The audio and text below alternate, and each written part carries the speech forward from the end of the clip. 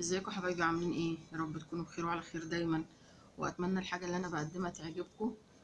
وكل سنه وانتم طيبين بمناسبه حلول شهر رمضان علينا الكريم. يعيد علينا وعليكم الايام بخير يا رب. وحشتوني. واتمنى كده نكون في تواصل دايما ان شاء الله. النهارده راجعه لكم بطريقه عيش حلوه جدا، تنفع في السحور، تنفع في فطار، تعملي بيها سندوتشات شاورما، تعملي بيها تفطري بيها جبنه مثلا. سهل وبسيط جدا جدا ومن بره بتشتريه بالغالي، مع ان الحاجات بتاعته يعني موجودة في البيت ومش مكلفة خالص. هنعمل ايه؟ معانا طبعا دقيق زي ما انتوا شايفين، ماشي، نص كيلو كيلو على حسب انت عايزة قد ايه، وحط عليه حبة ملح وطبعا ديت كوباية لبن. آه، اللبن طبعا بيعزز طعمه، ولو انت مش عايزه تحطيها وتستبدليها بميه مفيش مشكله. ومعايا طبعا زيت، الكميه دي على حسب الدقيق بتاعك. انا مش هقدر اقول لك ياخد كوبايه اللبن ولا ياخد كوبايه الزيت ولا طبعا ميه، لان اللبن هيبقى قليل على الكميه دي. ومعانا كوبايه ميه زي ما انتم شايفين. فطبعا حاجة بسيطة جدا بس طعمه بيبقى خطير جدا جدا. وبعدين طريقته كمان سهلة وبسيطة. فاحنا كده هنعجن بقى، دي مقاديرنا. فانت لو عايزة تستبدلي كوباية الزيت دي نصها سمنة ونصها زيت، او نصها زبدة ونصها زيت، دي حرية شخصية. تمام. ولو عندك قشطة برضو حطيه، بيخلي طعمه رهيب رهيب. بس انا النهاردة قلت ان احنا نبسط المقادير باللي هي الحاجات اللي موجودة عندنا في البيت. اعجنه وارجع لكم ان شاء الله.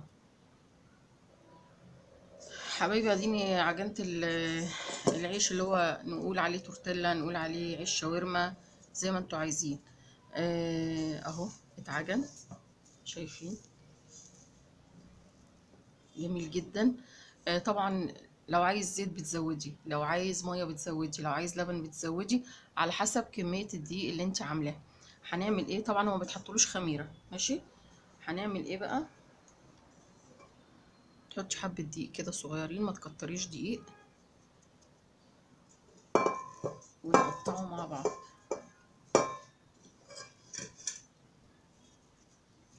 الحجم اللي انت عايزاه، عايزه كبير ماشي، عايزه صغير ماشي، زي ما انت عايزه.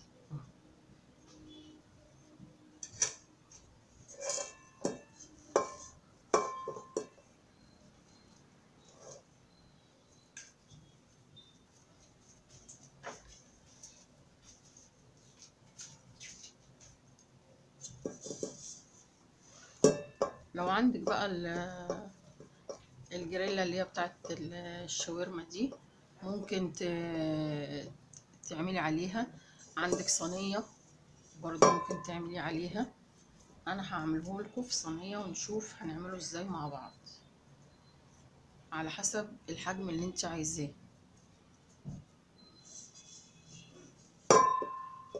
هخلصه وارجع لكم تاني.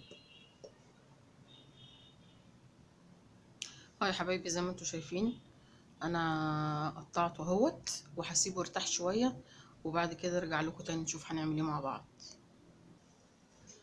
بصوا يا حبايبي، احنا قطعناه طبعا وسيبناه يرتاح شوية، ماشي. حطينا دي حبة صغيرين، مش كتير يعني. ورفعي بقى على قد ما انت عايزة.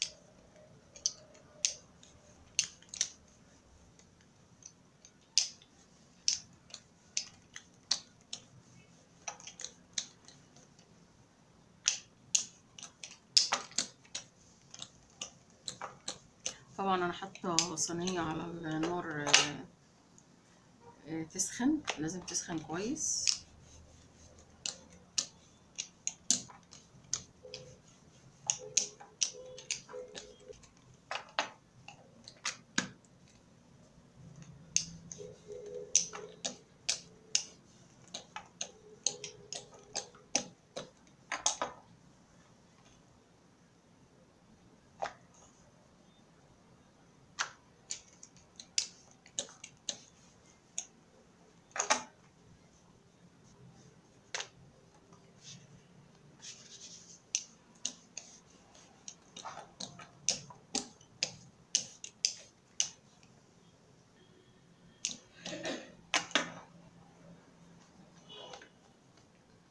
مشكلة الخرم ده اهو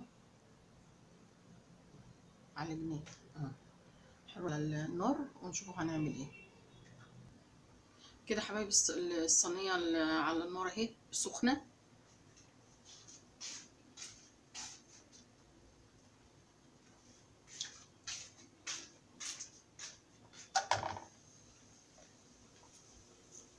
ما يتسابش على النار، لازم تقفي جنبه عشان لو سبتيه ما بيتحملش.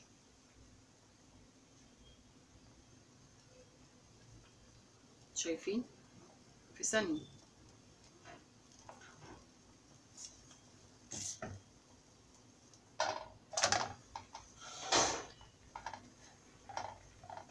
على فكرة دوت ممكن يتعمل بيه عجينة السمبوسك برضو،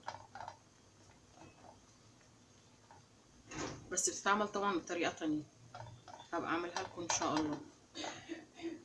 بصوا بيقب ازاي، شايفين؟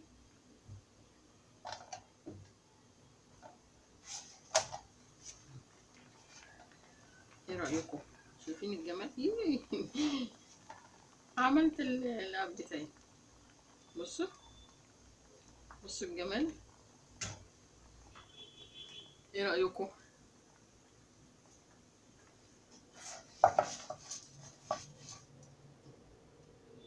نعمل واحدة تانية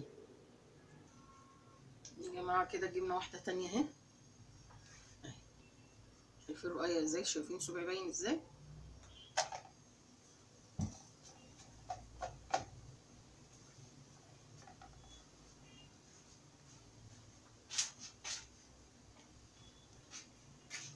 طريقة سهلة جدا والله، مفيهاش اي صعوبة. تعملي كده في السحور كده يبقى خفيف، تاكلي بيه جبنة جنب عود خضرة، يبقى جميل جدا جدا.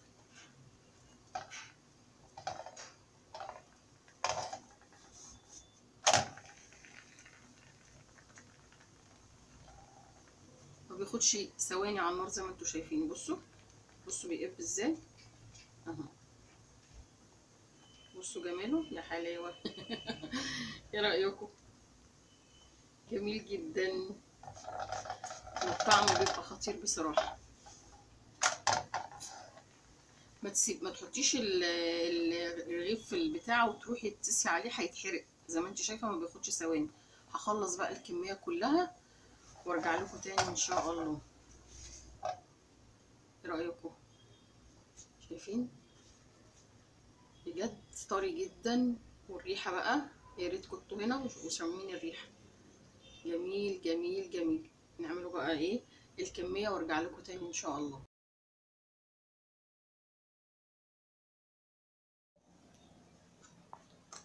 حبايبي خلصنا اهوت العيش التورتيلا او عيش الشاورما او زي ما تسموه سموه. ايه رايكم؟ شايفين شكله حلو ازاي؟ هو مش متعب، هو كويس جدا وطريقته سهله زي ما انا وريتها لكم، وجميل جدا جدا. بصوا لسه طالع اهو. بصوا طريقه جميل ازاي، جميل جدا جدا. اتمنى ان انتوا تجربوه بالطريقه دي، وادواته وحاجاته موجوده في البيت، وحاطين حاجات سهله جدا جدا وبسيطه، ما فيهاش اي مشكله. تاكلي بقى في السحور، تاكلي تعملي في السحور، تعمليه على الفطار، تعملي سندوتشات شاورما، تعملي سندوتشات جبنه بالجرجير، اعملي ما يحلو لك. بجد طريقته حلوه جدا.